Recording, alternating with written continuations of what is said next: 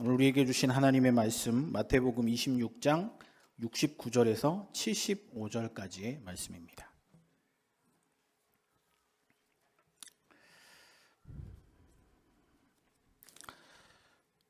마태복음 26장 69절에서 75절까지의 말씀.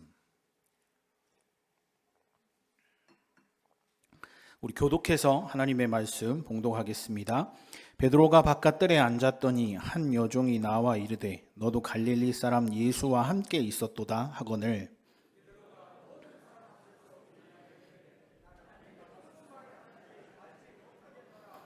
앞문까지 나아가니 다른 여종이 그를 보고 거기 있는 사람들에게 말하되 이 사람은 나사렛 예수와 함께 있었도다 하매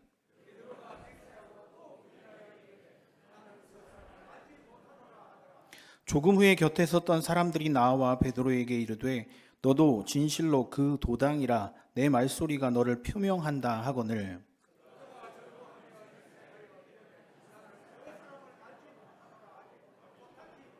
다 같이 봉독합니다. 이에 베드로가 예수의 말씀에 닭 울기 전에 내가 3번 나를 부인하리라 하심이 생각나서 밖에 나가서 심히 통곡하니라. 아멘. 오늘은 종려 주일이죠. 그리고 내일부터는 고난 주간이 시작이 됩니다. 기독교에서 말하는 슬픈 한 주간이기도 하고요. 오늘 예수님이 예루살렘 성에 들어가셔서 이스라엘 백성들에게 환영은 받으시지만 그것은 환영받을 만한 일이 아니었고 죽으러 들어가시는 길이었죠. 우리 이미 우리는 잘 알고 있기 때문에 제가 성탄절에 대해서 이야기를 할 때 항상 그 이야기를 합니다. 성탄절은 가장 슬픈 생일이다. 왜 그렇죠? 죽기 위해 태어나셨기 때문에.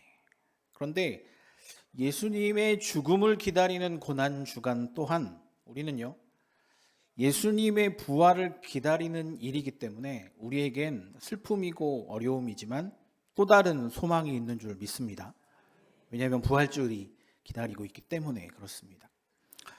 사순절에 예수님을 깊이 묵상하며 보내는 이 기간에 우리가 또 예수님의 고난당하심과 이 땅에 어떤 일들을 행하셨는지에 대해서 우리가 묵상하고 또 그 일들을 살펴보았는데, 이렇게 십자가의 고난에 참여하기 위해 금식을 하고 또 안내 드린 것처럼 여러 가지 미디어를 대하지 않고 또 금식도 하고 밥을 먹지 않으므로 정말 금식도 하고 자신을 절제하는 시간을 갖는데, 그러면 여러분 왜 우리에게는 이런 시간이 필요할까요? 그냥 내가 하고 싶은 대로 하면 되지. 왜 고난주간을 지내며 왜 우리는 이렇게 침울하고 어둡게, 프랭카드도 굉장히 어둡게 만들었잖아요. 왜 그래야 할까요? 이 앞에 보시면 여러분 옛날에는 프로젝트가 있었습니다. 그렇죠. 지금은 전광판이라 굉장히 밝고 잘 보입니다.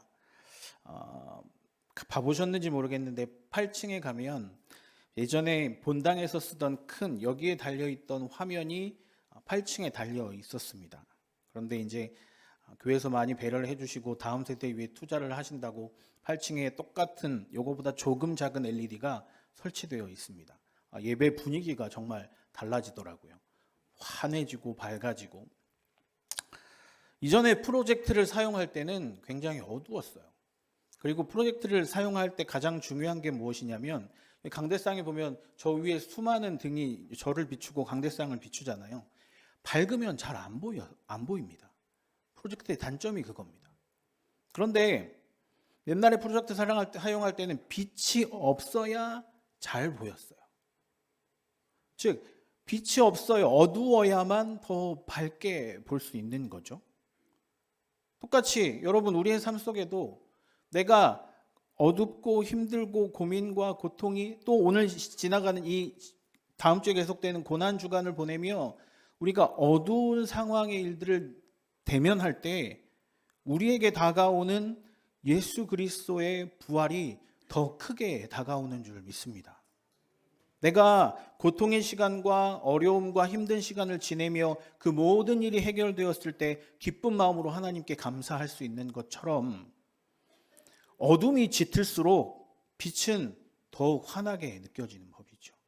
아주 작은 빛이라도 이 안에 있는 모든 불을 끈다면 성창식 때 켜는 촛불 하나만으로도 이 공간을 비출 수 있는 것처럼 말이죠. 우리는 사순절과 고난주간을 보내면서 그런 어둠 속에 잠겨있는 그 사랑의 깊이, 예수 그리스도께서 우리에게 알려주신 그 사랑의 깊이를 느낀과 동시에 다음 주일에 맞이할 부활의 기쁨을 더 크게 맞이하시는 우리 귀한 성도들 모두가 되시길 주님의 이름으로 간절히 축복합니다. 나를 대신해서 십자가에 고난당하시고 죽으시고 예수 그리스도의 십자가가 더 크게 나한테 다가오는 거죠. 고난을 묵상하며 더 깊이 내려갈수록, 그리고 나를 대신해 죽으신 예수 그리스도의 죽음을 묵상하면서 더 아파하고 슬퍼할수록 우리는 부활에 승리하신 예수 그리스도의 기쁨을 더욱 깊이 맛보게 될 것입니다.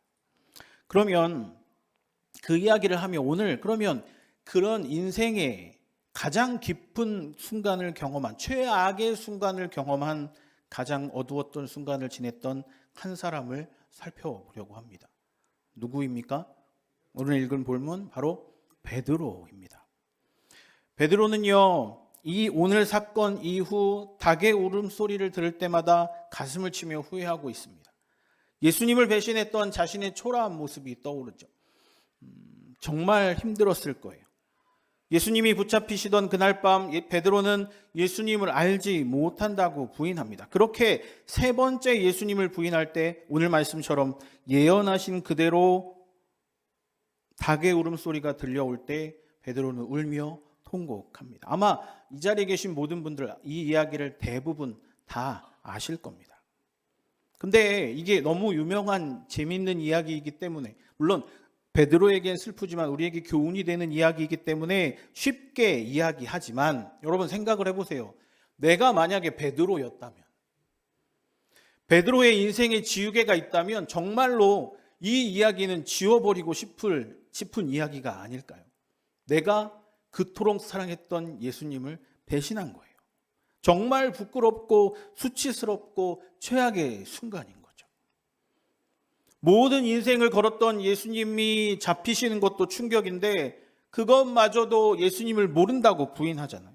오늘 그 과정을 살펴볼 텐데, 베드로는 정말 예수님이 잡히셨던 그곳에 있었던 상황과 예수님과 눈빛을 마주치는 그 모든 일들, 그리고 예수님의 예언대로 그 일이 다 끝나자 내 귀에 들려오는 닭의 울음소리, 정말 어렵지 않았을까요? 베드로는 이 모든 상황이 그의 머릿속에서 떠나지 않고 자신을 용서할 수 없었을 거예요. 오늘 설교의 제목이 뭡니까? 졸지 마시라고, 주보 보시라고. 오늘 설교의 제목이 뭡니까? 베드로에게는요, 지금 이 사건의 이야기가 지울 수 없는 기억일 거예요. 정말 지울 수 없는 기억일 거예요. 그런 어둠이 짙게 깔리는, 정말 후회하고 이 일이 없으면 좋았을 것 같은 그 일이 일어났는데, 베드로가 그 일을 겪고서도 하나님이 예수 그리스도를 통해 받은 그 사도의 사명을 잘 감당할 수 있었던 이유는 무엇이었을까요? 여전히 베드로라는 이름 우리는 잘 알고 있지만 그가 어떤 일을 했는지 우리는 잘 알고 있죠. 여전히 2000년이 흐른 지금에도 우리는 베드로를 사도라고 이야기할 수 있는 그 이유가 무엇인지 오늘 그의 인생을 좀 찾아가 보려고 합니다. 요한복음 1장 40절에서 42절 말씀을 한번 찾아보겠습니다. 요한복음 1장 40절에서 42절 말씀이 띄워집니다. 다 같이 한번 봉독해 보겠습니다. 요한의 말을 듣고 예수를 따르는 두 사람 중의 하나는 시몬 베드로의 형제 안드레라. 그가 먼저 자기의 형제 시몬을 찾아 말하되 우리가 메시아를 만났다 하고, 메시아는 번역하면 그리스도라, 데리고 예수께로 오니 예수께서 보시고 이르시되 내가 요한의 아들 시몬이니 장차 게바라 하리라 하시니, 게바는 번역하면 베드로라. 예수님을 처음 만난 건 베드로의 형제 안드레였습니다. 그는 세례 요한의 제자였어요. 예수님보다 앞서 예수님을 예언하고 행했던 세례 요한이라는 사람의 제자였습니다.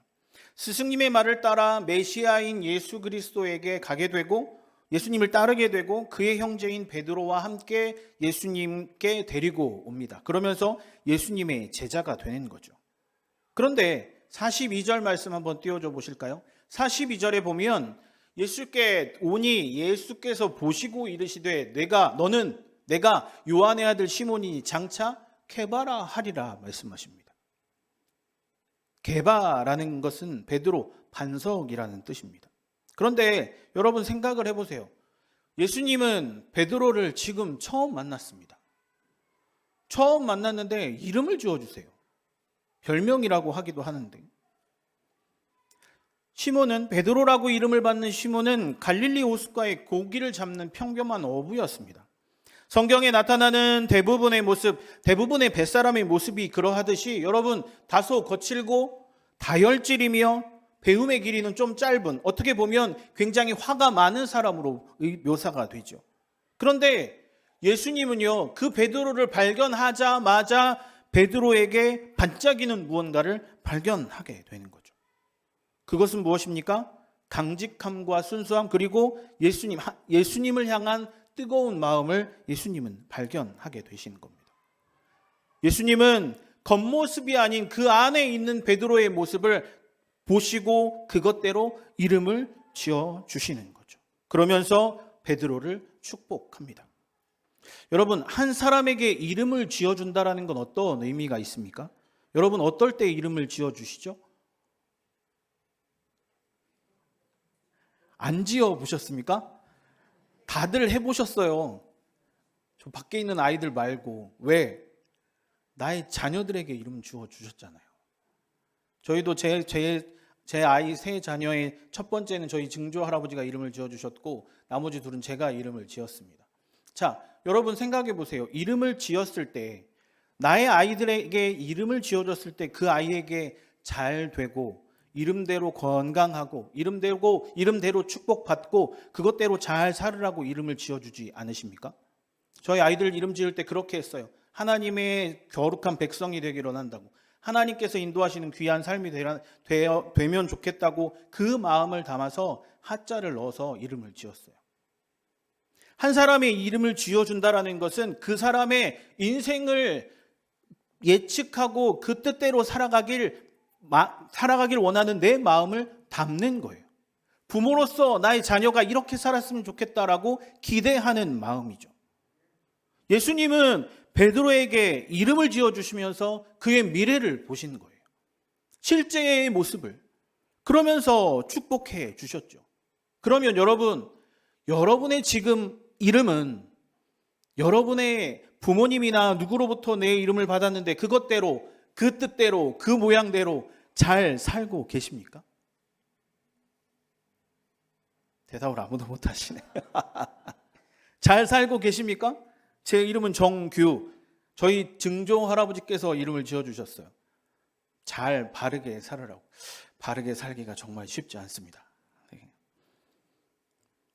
똑같이 예수님도 베드로의 이름을 지어주시면서 그 바람대로 살으라고, 그 뜻대로 살으라고 게바라는 이름, 반석이라는 이름을 지어주신 거죠. 실제로 베드로는요, 이후에 성령 받은 이후에 어부였던 이 베드로를 사도로 부르시고 결국 성령 받아 교회의 기초를 세우는 게바, 즉 반석으로 베드로를 실제로 사용하십니다. 예수님의 가르침과 그 사랑 안에 베드로는 변화되고 오늘 있었던 이 일이 나중에 말씀드리지만 양분이 되어 귀한 일들을 감당하는 주님의 제자가 되는 거죠. 그래서 이 베드로는 예수님께 이름을 받아 예수님의 뜻대로 살아가길 다짐합니다. 그러면서 그는 마태복음 16장 33절에 예수님은 이렇게 물어보십니다. 너희는 나를 누구로 하느냐는 질문에 베드로는 이렇게 놀라운 대답을 예수님께 드리게 되죠. 마태복음 16장 19절 말씀 다 같이 봉독해 보겠습니다. 시몬 베드로가 대답하여 이르되 이것보다 더 놀라운 대답이 어디 있겠습니까? 베드로는 정확하게 알았어요. 베드로는 예수 그리스도가 누구신지, 그리고 그는 하나님의 아들이신지를 정확하게 알았어요. 그러면서 그 대답을 들은 예수님은 어떤 반응을 보이시는지 압니까? 그 다음에 보면 17절, 18절 다 같이 봉독해 볼까요? 예수께서 대답하여 이르시되 바요나시보나 내가 복이 있도다. 이를 내가 알게 한 이는 혈육이 아니요 하늘에 계신 내 아버지시라. 다음 또 내가 내게 이르노니 너는 베드로라. 내가 이 반석 위에 내 교회를 세우리니 음부의 권세가 이기지 못하리라. 띄워주시면 18절. 정확하게 그 질문에 대한 베드로의 답은 예수님께 칭찬받는 답이었어요. 그리고 예수님이 지어주신 그 이름대로 뭐라고 이야기합니까? 너는 베드로라. 내가 이 반석 위에. 베드로는 정확하게 자신의 이름대로 반석 위에 교회를 세울 것을 다시 한번 예수님은 이야기하시는 거예요. 이름을 지은 예수님이나 그 이름을 받은 베드로나 이 말씀을 들은 현재의 상황에서는 정말 너무 기분이 좋았을 것 같아요. 그렇지 않습니까? 이름을 지어준 예수님도 베드로를 축복하고 이 이름을 받은 베드로도 그래요 주님 제가 그 일을 잘 감당하겠습니다 라고 하며 얼마나 좋은 기분이었을까요? 예수님도 똑같이 축복해 주시니까요. 이 교회 위에 교회를 세우며 어떠한 음부의 권세도 이를 이기지 못할 것이라고, 베드로가 모든 일들을 다 이루며 교회를 이루는 큰 일을 감당한다고 예수님은 예언해 주신 겁니다. 그런데 시몬 베드로가 너무나 부끄럽고 암울했던 그때의 아픔을 견디고 일어섰던 것은 어떻게 보면 이 기적과 같은 한순간에 이루어진 것이 아니라, 아까 시작 부분에 말씀드렸죠. 어떻게 베드로가 이렇게 다시 일들을 감당할 수 있었는지, 자신의 가치를 바라봐주고 귀하게 여기시며 끝까지 기다려주신 하나님의 사랑과 축복이 그의 삶을 붙드는 귀한 반석이 되었기 때문입니다. 여러분, 이와 같은 반석이 바로 여러분의 삶 가운데도 나타나길 주님의 이름으로 간절히 축복합니다. 그런데 이 사랑과 축복은 시몬 베드로에게서 끝나지 않습니다. 예수님은 주여 살아계신 하나님의 아들이십니다 라고 이야기하며 이 일들을 베드로는 다른 사람들에게 전달하죠. 예수님을 나의 구주로 믿고 크리스찬의 길을 걸어가는 여러분들에게도 동일한 은혜와 하나님의 사랑과 하나님의 축복이 나타나시길 주님의 이름으로 간절히 축복합니다. 그런데 이 어둠의 권세를 이긴다는 것, 여러분, 나의 연약함이 사라진다는 것이 절대 아닙니다. 여러분, 내가 하나님의 은혜를 깊이 체험하고 내가 주님의 은혜대로 잘 산다 이야기하며 이 정도만 했으면 돼 라고 생각하는 하루하루의 삶 속에, 그렇다면 내 연약함이 사라지고 하나님의 인도하심만 온전히 나타납니까? 아니요, 그렇지 않아요. 내 연약함은 그대로 있어요. 베드로는 이러한 하나님의 끝없는 사랑과 지지와 축복 가운데에서도 자신의 약함을 아주 자연스럽게 드러내고 있는 거죠. 자신의 뜻보다, 하나님의 뜻보다 자신의 뜻 생각을 앞세웠고 자신의 의의를 드러내고, 뿐만 아니라 지키지 못할 충성의 약속까지 맹세하잖아요.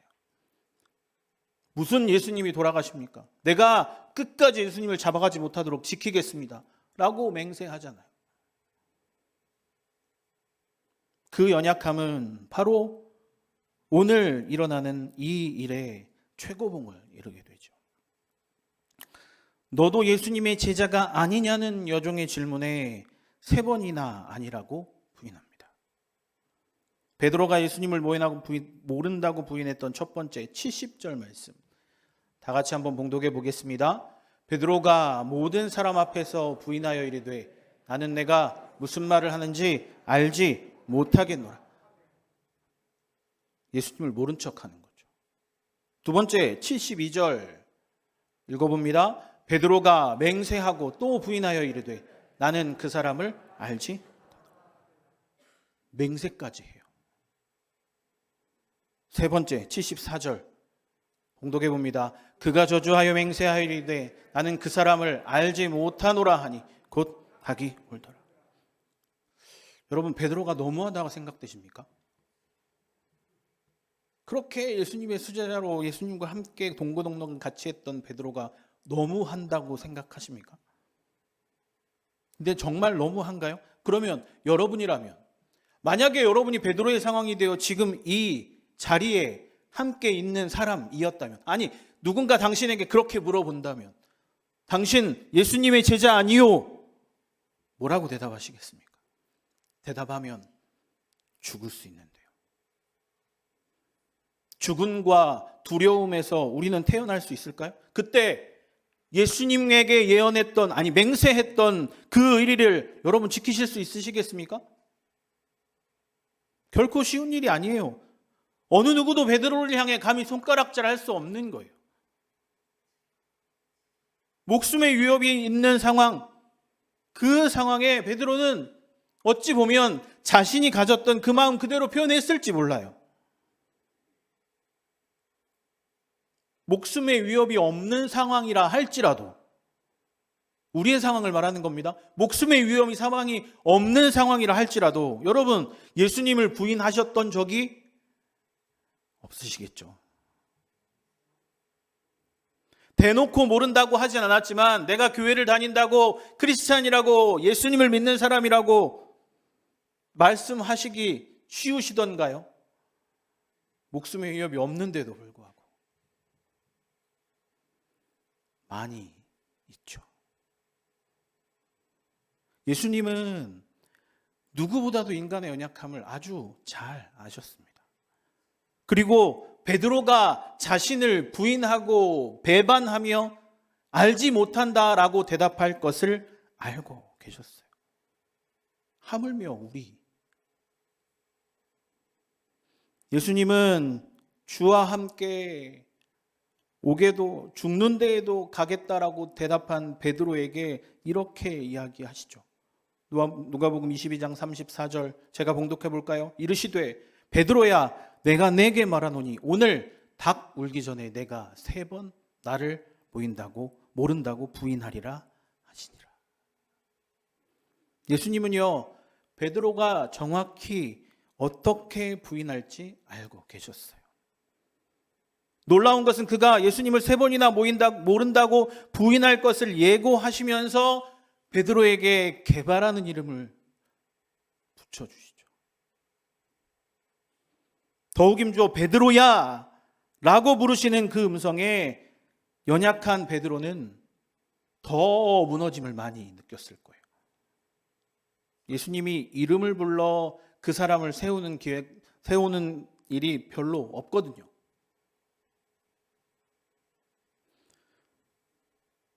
사랑하는 성도 여러분, 예수님도 그래요.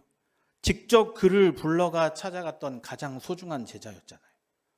사람들이 예수님이 제자들을 찾아가 그 사람을 불러 제자로 삼고 그 사람과 동거동락하며 함께 살았잖아요. 어떤 일이 일어나도 끝까지 예수님을 지키겠다고 약속했잖아요. 그런 베드로에게 그 사이, 잡히시며 죽기까지의 그 사이에 한 번이라도 그 사람에게, 베드로에게 너 왜 그랬니? 라고 물어보실 수 있지 않았을까요? 아니, 저 같으면 물어봤을 것 같아요. 너 왜 그랬니? 라고 물어보시지 않았을까요? 그런데 그때 비난하거나 체념하지 않으시고 아무 말 없이 십자가를 지시는 거죠. 그를 위해, 베드로를 위해 자신의 생명을 내어주시는 겁니다. 아무런 물음도 대답도 하지 않으시죠. 베드로의 약함을, 비겁함을, 모든 수치를 떠안으시고 십자가에 죽으신 겁니다. 그런데 만약 진짜 이대로 모든 것이 끝나버린다면 어떻게 되었을까요? 베드로는 평생 후회와 자괴감으로 살아갔을지 모르겠습니다. 내가 그렇게 했는데, 내가 예수님을 부인했는데, 그렇게 마주쳤던 그 예수님의 눈빛을 내가 기억하는데, 그렇게 슬프고 애처로운, 그럼에도 사랑이 묻어나는 예수님의 그 눈빛을 잊지 못하면서 살아가며 평생 자책했을 거예요. 그런데 그것으로 끝납니까? 아니잖아요.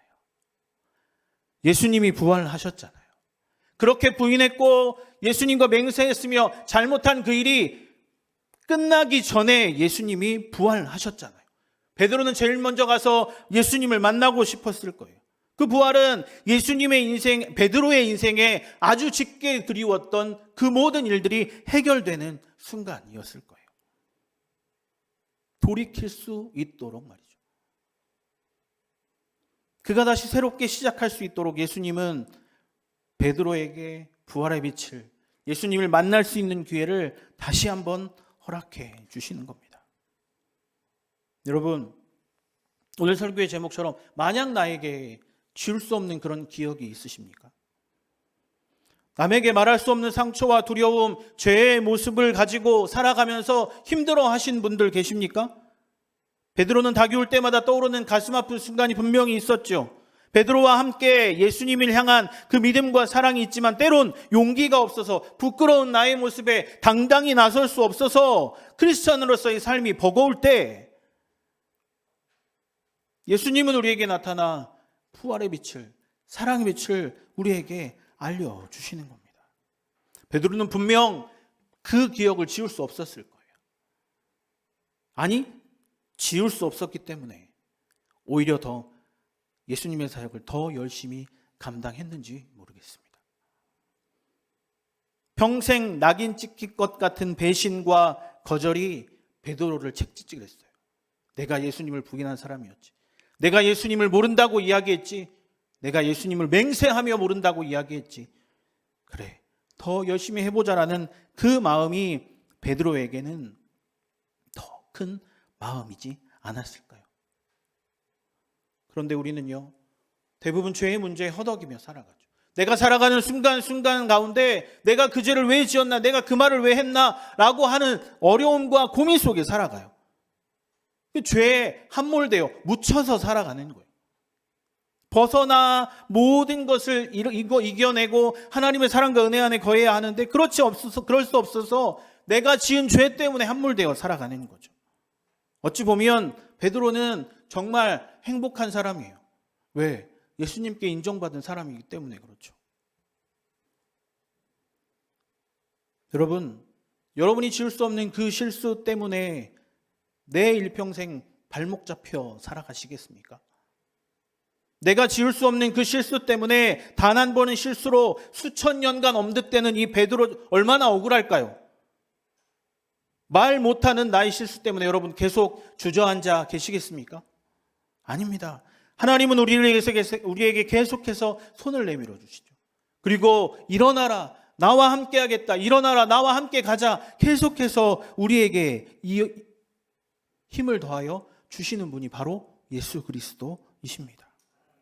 그렇다면 여러분, 만약에 내가 잊지 못할 그 실수가 있다면 우리는 그 실수를 교훈 삼아 살아가야 합니다.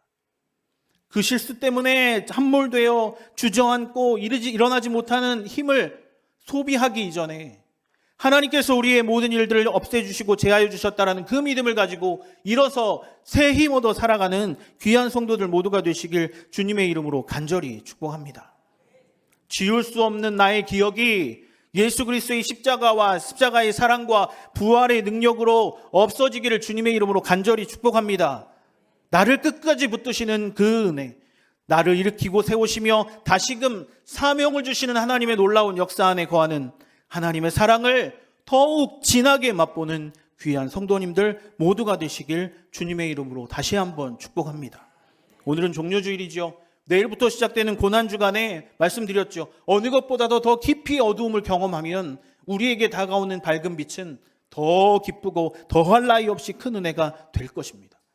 한 주간, 고난주간 새벽기도회와 고난주간을 지냅니다. 우리에게 주시는 여러 가지 은혜와 능력들이 있겠지만 그것들 다 잠시 내려놓고 내 모든 일들을 다 잠잠히 내려놓을 때 돌아오는 부활주일날 주시는 은혜와 능력을 거하며 더 큰 기쁨과 더 큰 은혜를 풍성하게 누리는 귀한 성도님들 모두가 되시길 주님의 이름으로 간절히 축복합니다.